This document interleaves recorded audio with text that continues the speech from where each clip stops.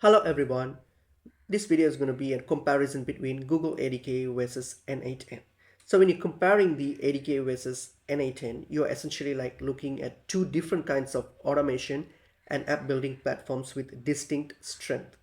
So let's look into each one of these. Like Google ADK, it's actually a no-code app development kit.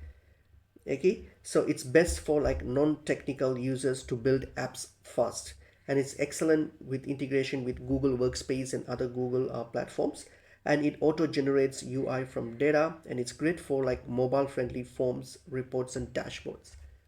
N8N on the other hand, okay, it's actually requires a low code automation and workflow tool, N8N. Okay, and it's open source and it's extremely flexible, so like we can actually customize this as much as we can, so we can connect nearly any service via API. So if you have the API key, you can really connect with any service, any platforms, that's fine.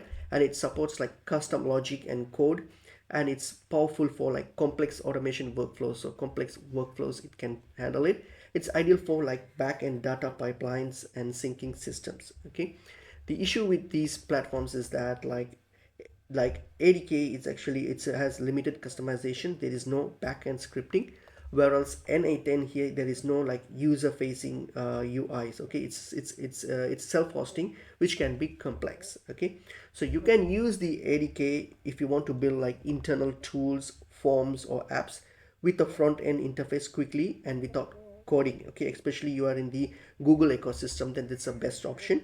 And you can use N8N if you need to build like custom automations, complex integrations or connect various services and APIs. Okay, especially when you need like more control over the logic and flow.